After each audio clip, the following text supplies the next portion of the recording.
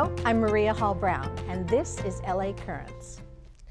Well, he is our council member for CD3, but lately I am sure you've heard his name quite often in regards to the fact that he is chair of the LA Budget, Finance, and Innovation Committee. And budget has been the buzzword around Los Angeles for a few months now. I'm delighted to be joined by Bob Blumenfield. So nice to have you here. Thank you. Pleasure to be here. All right. We'll get to CD3, I promise, because I really want to hear what's going on in your district. But so much has been, touted, brought up, talked about in regards to the LA City budget. And I was hoping that you would be gracious and kind enough to kind of give me a little bit more of a full version, kind of a civics lesson in how this whole thing works. Happy to talk about it, and any way you want to talk about it. But we just completed the budget process where we take the mayor's proposed budget, and then as a committee, then I lead the committee as chair, we go through that budget line by line, and we listen, we bring up every department. It's a very long process to hear the impacts of the proposed budget on those departments, and we figure out how we can nuance it a little bit, because especially this year, for good reason. I mean, the mayor had to make some major cuts, and but it was done sort of with a broad stroke, and then as a committee, we kind of go in more with a scalpel and a nuance and try to move positions around, make sure that critical services won't be left behind, that we'll be able to continue our critical services, tweak the priorities a little bit, but really a lot of what we do is that nuance work to make sure that the positions being cut are not going to prevent the services from being rendered. Right, okay, so let's start at the top. Why are we in a shortfall? And by the way, what is the shortfall? Yeah, and well, to be clear, I mean, now passing the budget means that we're not in a shortfall. But why is it that we, basically have the same amount of money as we did last year, and we don't have enough to meet the inflation? And it's for several reasons. One, revenues have just not come in the way that we had anticipated and hoped. They were relatively flat, and some of that is still coming off of COVID. The transit occupancy tax, meaning the tourism money that we get, was relatively flat.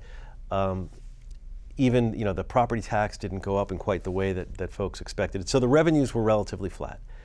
You add on to that a couple of other major factors. One, the COVID dollars from the federal government have basically tapered off.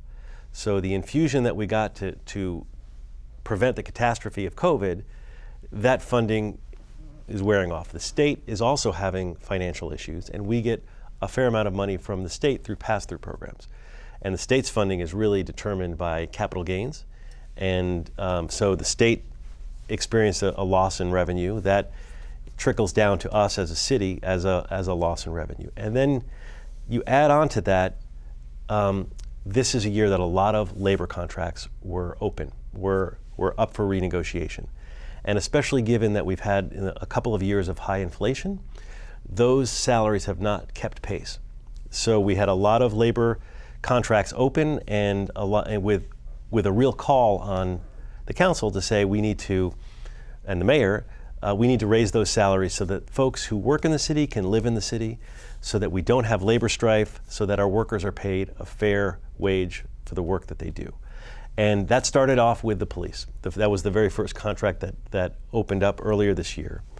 And when we made those decisions about those contracts and provided generous contracts for not just the police, but coalition of unions and others, that was important to do, but it really limited our choices in the budget. And going through that budget process was the consequence of those decisions that were made earlier. That was incredibly clear, concise, and comprehensive. So thank you. I appreciate that. No problem. Because we're talking. And I just scratched the surface. No, of I it. realize that. But you are talking to somebody, who obviously does not understand, a $13 million budget and all the nuance included. But there are clues, billion, excuse me. But there are questions that come up. So I think the cost of living increases with the unions makes perfect sense, especially to those who live in the real world and realize that Los Angeles is not an inexpensive place to live. But even with what you have brought back for the LAPD, because I know that was a lot of some of the council members were very concerned that, we'll give the money to the LAPD, that's fine, but how are we going to be guaranteed that those people are actually going to take these positions? And what are we going to do to make sure that the LAPD does fulfill the needs we have in the city? And some members of the council voted against this budget, right, in part, as they stated, because they did not want to see as many resources going to LAPD. They wanted to see those resources go to other elements of the budget. One of the things that we did, though, we wanted to make it very clear in this budget that the recruitment, that the council was doing everything, and the city and the mayor was doing everything we can to hire more officers. So much so that we gave the authority to the police to basically hire up to 9,400, to hire more than they really could possibly hire. The authority for it, not Sure. necessarily all the funding to do that, but the authority, so that there could be no question that the limitation on the hiring is not coming from a lack of funding. Okay. So we wanted that to be very clear, that we want the police department to hire as many officers as they possibly can this year, because we know that we need public safety is the number one issue. Mm-hmm. Public safety is not just about policing. It's about police, it's about fire, it's about alternative response. And we also really leaned in on alternative response as well, which has been a big priority for me to move that forward. But we didn't want there to be any question. We didn't want people to say, I didn't want people to say the council is defunding, because there's a lot of rhetoric that goes around that, and folks are quick to say that, and we want to make it real clear that this budget is funding the police to the maximum extent that they can hire people, mm-hmm. and is funding them to the level of these new contracts. Okay.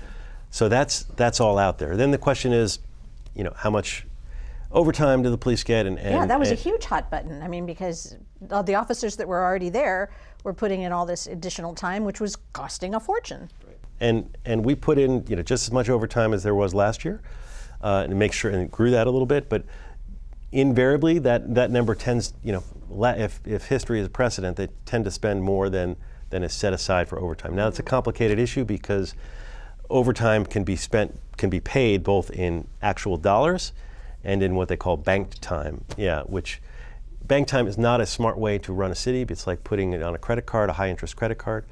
So I try to discourage that and try to make sure that we have enough funding in the overtime account, which is a win-win. That's what the officers want, but that's what the city should want as a financial steward of this, of our dollars, because the banking, while necessary sometimes, is not as financially smart for the city. So let's move to some of these other departments. As you mentioned, Mayor Bass's idea was to eliminate positions that were vacant, and then you went back and, as you said, nuanced the ones based on the department's needs, et cetera. And you did mention some of the reasons they were vacant, but why were so many positions vacant? Are we just not getting the applicants, or were they just placeholders in order to keep budget money in a department? Both of those things are true. Okay. And in some departments, we just had to nuance things. Some departments, like street services, there were some hiccups, and there were some positions that were actually listed that were shouldn't have been listed because they were actually filled positions. So we added back 100 positions in street services. Critically important for our infrastructure. But a lot of departments, it was done more with trades than with add backs. But to answer your question, and I think you kind of answered it in your question, part of the reason that we had a high vacancy rate is because it's very difficult to hire on the city level. We have a lot of civil service requirements, some for good reason that we have them, and some are antiquated from a time when we were in a employee market versus an employer market, or vice versa, I guess. Employer market. By the way, try to fill out your forms. Yeah, there's a lot that can be said for trying to streamline this process, and in collaboration with our labor partners, but doing it in a way that makes it easier to hire. Because in today's day and age, if you take a whole big exam and then you get hired, but you're not going to start for 6 months, the chances are you're going to take another offer. Mm-hmm. And we see that time and time again, and that's a bigger problem with the city bureaucracy. So that's an issue. There is also the other issue that you mentioned, which is a lot of departments had a higher vacancy rate, and they were using that vacancy rate as a cushion for critical things like overtime within that department. You have sanitation workers that there are things that are not budgeted for that they need to spend overtime. they don't have a fund for that. They would have to come back to the council. But if they had vacant positions that were funded, they were able to, throughout the year, basically make swaps and say, okay, council, I want to take the money out of these vacant positions and pay this overtime. And so a lot of departments relied on that cushion to function. And one of the very concerning things about this budget is that by removing all of that cushion from every department, so that departments no longer have a vacancy rate to rely on to make those departments function, all these departments are operating on no margin anymore, which means that it's going to be more difficult to provide the services, and it means that if there's a dip in the economy, it's going to be that much more difficult to move forward. So while we got through this budget year, it also by doing it the way that we did, which was a rational way to do it, not cutting people, cutting vacant positions, it also means that next year may be more difficult than this year by a considerable margin. But that factor is more of the real indication of how next year was going to be is about the economy and how those revenues come in than what cushion is there. So all of this gets done in a very detailed way, but who provides the oversight to make sure that all of these positions that were remained open are filled, and that these promises that are made by these departments are fulfilled, and that it's not out of sight, out of mind, let's talk again next May so that we can do the fiscal for 25? Because that, you can open the box, but you got to open the box more than once a year. So who is actually following up on all this? And I should say, the budget process, I like to say, it's not a static process. It's not like we do the budget at one point and then we don't look at it for another year. It really is a dynamic, living process. We at least once a quarter, so we do these financial status reports where we go back and revisit the budget. Where are we overspending? Where are we underspending? How do we move money around to make sure we're still in balance? So that happens every quarter. And that's part of the oversight process. But a big part of the oversight process, of course, is the executive branch. I mean, the mayor runs the departments with the council providing some oversight, but essentially you've got the executive branch has first and foremost has that responsibility.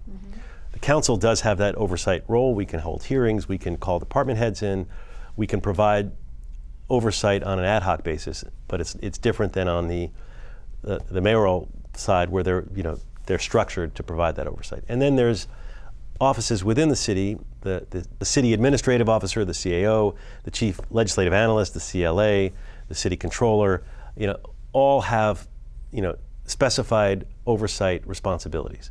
And then of course you have the council and the mayor as the executive branch.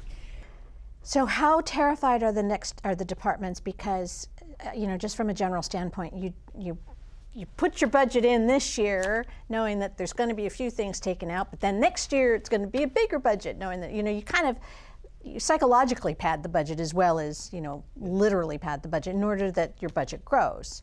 So the fact that these budgets have been cut and the sort of forewarning that you just did about next year, are we looking at something even scarier next year, and are the departments, Well, potentially. I mean, a lot of it depends on how the revenues fall down and fall in. But can they jump? I had to cut 20% this year, but next year I can increase by 30%. Maybe. That's unlikely, given what we're seeing. But in theory, if revenues are going up, and now we have a stable workforce in terms of we know that much more predictable what the labor costs are going to be. What they don't have, the departments, they don't have that cushion of the vacancies. So that makes it much more difficult to deal with the uncertainties that are going to come up throughout the year, or even for next year of how they run the department. But it's important to note that when you're cutting vacancies and not current positions, you're generally saying the level of service you're providing now, you still have the same number of people. We didn't change that. Right. And in some cases we increased it, and but nobody's job was cut. Right. The hard part is the folks that were in. It's one thing if the job has been vacant for 2 years, you probably didn't really need that job. It was probably adding to the cushion that would provide the overtime and other critical functions for the department. But it gets a little trickier if the job has only been open for 2 months or 6 months, because that could very well be the natural churn where it takes a while to get someone through the city process and personnel and all the rest. So those positions might have been critical positions, but they were vacant when the mayor sort of did the big sweep. But they might have been a critical position, and that's where we spent really the time on the nuance, to try to differentiate those positions and figure out how we could really make sure that the ones that have recently been removed, or the one, or things that could be moved around to keep the proper functioning, were maintained. I'm so grateful to you for your ability to explain this, because it just sounds very intimidating to begin with, but at the same time, there are some very practical things that you did. The last thing I want to ask you about this budget, though, is money's not stagnant. I mean, yes, revenues did come in, and yes, expenditures went up, but what happened to investments, and what happened to, where's our endowment that we can pull some interest off of? Well, we don't really operate with an endowment as a city. It's not. It's that term is erroneous. I'm using that as a nonprofit, but still. I mean, there are some trust funds that have some funding in them, but they're usually very specific, like the Public Works Trust Fund that gets money in from from fees. But those things are generally very narrow. The reason why that they exist year over year is because that money can only be spent on that purpose. So there are fees that create funds that will generate interest. But generally speaking, the city budget is about projections of revenue coming in. It's not about passive income. We're prohibited by law on certain passive incomes as a government entity. We can't land bank and do things that would make money for the city, in theory, to spend on our operating expenses. There's some good reasons for that. So each year our budget is really, it's not based on what we have in the bank. It's a projection of what we expect to take in through taxes and other revenues over the course of that next year. Okay. Are you worried that this is going to inhibit the ability for the city to prepare for all of the big events coming down the pike? Of course I'm worried, but I think I'm not despondent on that. I think we're actually, stabilizing the workforce is step one. Making sure we have the right investments with infrastructure, partnering with LA28 to make sure that we're ready for the Olympics, is part of the next group of steps. And so, yeah, it was a difficult year in terms of the budget, but we're still moving forward on critical infrastructure and moving in a way that's going to prepare us for these big events. And fortunately, also the way that we've set up the Olympics, for example, we're not making a lot of investments that are just for the Olympics. The investments that we're making as a city, and we were very intentional about this, and I was on the Olympic committee when we were deciding whether to take on the Olympics and what we would spend that money on, are on things that were going to benefit the city long term.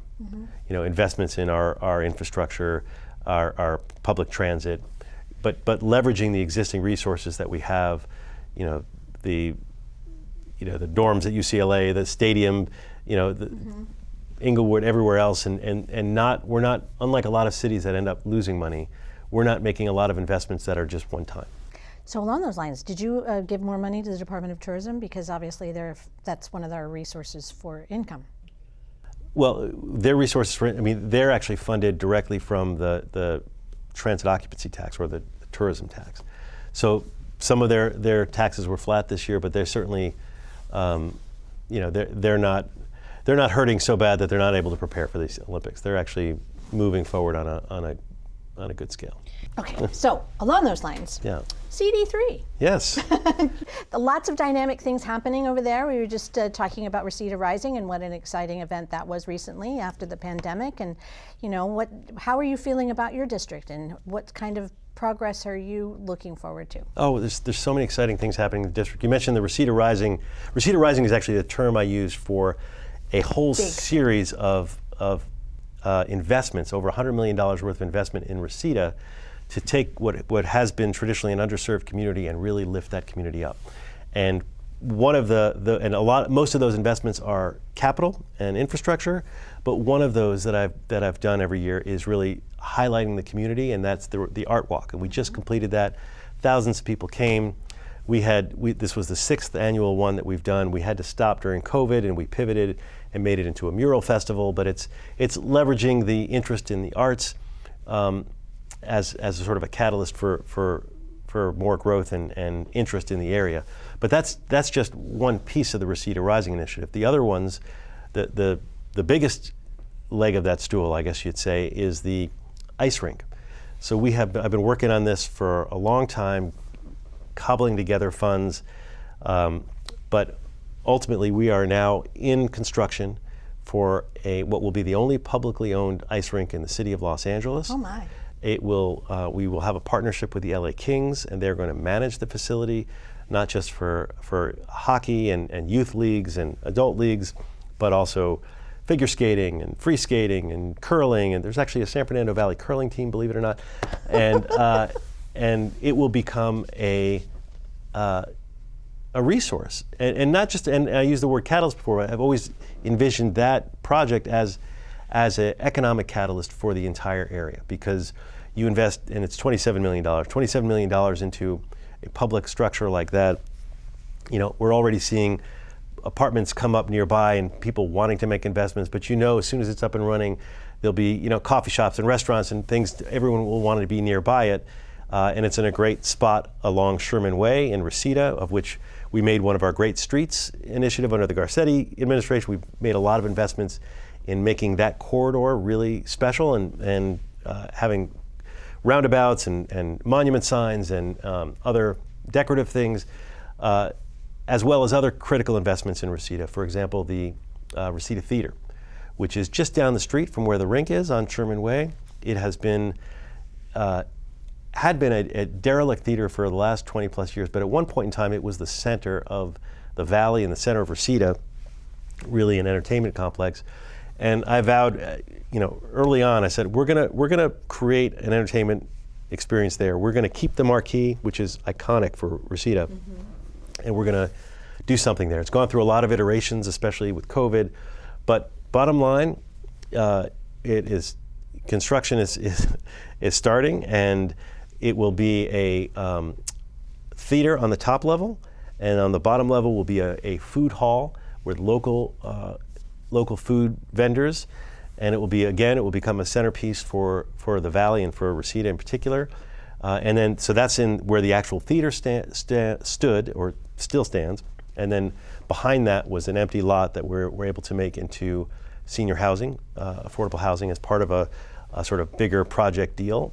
And that's already built, and that's done, and people are living there. It's wonderful. It's affordable, permanent supportive as well.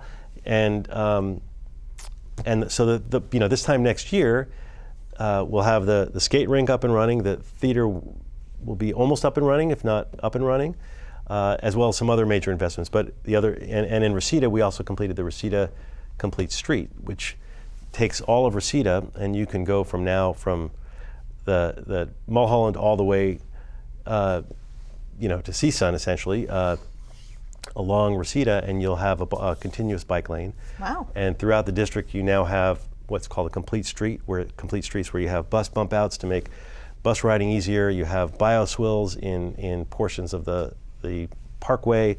It's made it into a real modern street, the way that streets really should be, with sort of complete amenities instead of doing things in a piecemeal fashion. So that's a major investment. So you can see Reseda is really rising because of the Reseda Rising initiative.